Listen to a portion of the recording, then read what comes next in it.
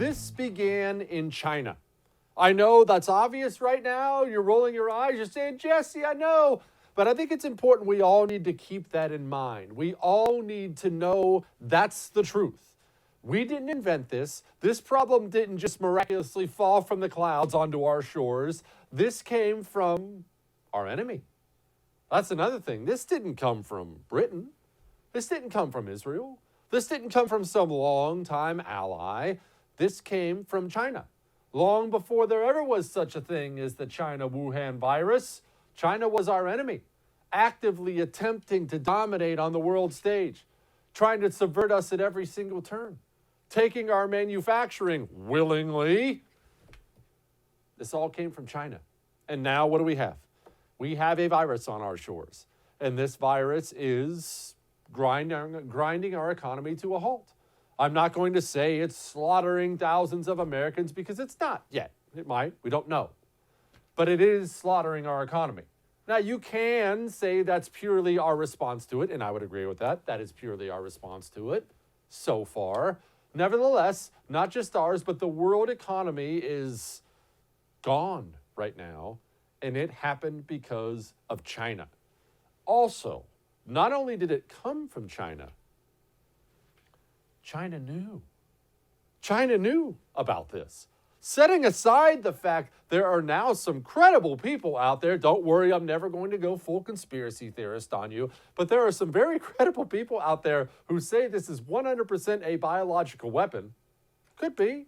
Maybe we'll never know the truth on that. But setting all that aside, China knew they had a problem on their hands long before they let the rest of the world know they had a problem on their hands.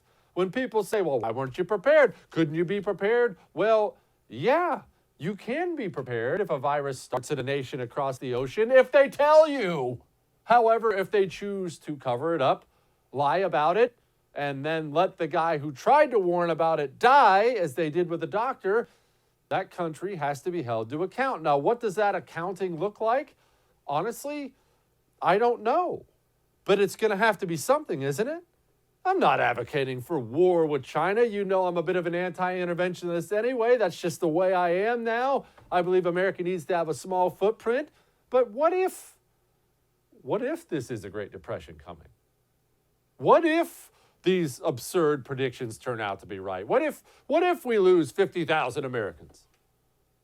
Is that an act of war? Well, I guess it all depends on how you look at it. Was it an accident? Did they do it on purpose? The bottom line is China needs to be held account for this. They do. There's not a second way to look at it. This is China's fault. So before we tear each other to shreds, which we're already doing, let us remember this is China's fault, which is why I'm thrilled there's actually a bipartisan investigation and an initiative against China. Already, this is Jim Banks saying, quote, the Chinese Communist Party are the masters at disinformation. They've lied about coronavirus before. They kicked out American news outlets this week because they know we don't help push their propaganda. News outlets should be wary of the facts they're pushing. And on that note, let us understand something here.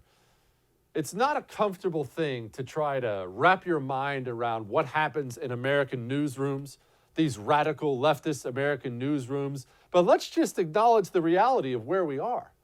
The Washington Post is a huge publication. The New York Times, that's a huge publication. These other cable news channels, they're humongous. And when you have them lashing out at the President of the United States saying things like, what, you can't call it the China virus. Don't call it that's racist to call it the China virus. Well, that's what China's saying. China, their Communist Party, they're saying that same thing. Shouldn't you look at yourself in the mirror? If you're echoing the same things the Communist Party in China is saying, shouldn't you take a moment and look at yourself in the mirror and say, oh, that might not be right? I mean, who's the worst scumbag group you can think of in the history of mankind? I mean, yeah, the Bolsheviks, Nazis, ISIS. ISIS is a great example. If I took a rock-solid position on an issue, this is what you're allowed to say. And then I opened up the papers in the morning and I saw that that's the same stance ISIS took. I got to be honest, that probably have to take a step back and question things, right? Nevertheless, they don't. They just keep on marching right along. That a problem? That a problem when we have papers that, not just Democrat papers or Republican papers, it's one thing to have an ideology. When you are parroting the response to something, you're parroting the Communist Party of China's response, maybe we have to start asking ourselves some hard questions about what we've done with our media in this country. Here's Donald Trump. Well, it would have been much better if we had known about this a number of months earlier. It could have been contained to that one area in China where it started. And certainly the world is paying a big price for what they did. And we are. There's no doubt about that. And we won't know what the final toll is for this until it's all over, because it's all getting worse right now. And I realize you're stressing out about it. And there's no way I can sit here and tell you, well, we're almost out of it. We're not. The virus is still spreading, although we're slowing that. It really does look like we're getting our arms around that. However, the economy is nosediving. And instead of doing an about face and opening things up, we are racing in the opposite direction right now. We are. So I don't have any rosy words of encouragement other than, at some point we're going to bottom out and we'll come back up, I promise. Hey, thanks so much for watching The First on YouTube. If you liked what you saw, go ahead and like and subscribe. You heard me. Like it, subscribe. You'll get a lot more of it and a lot more of me.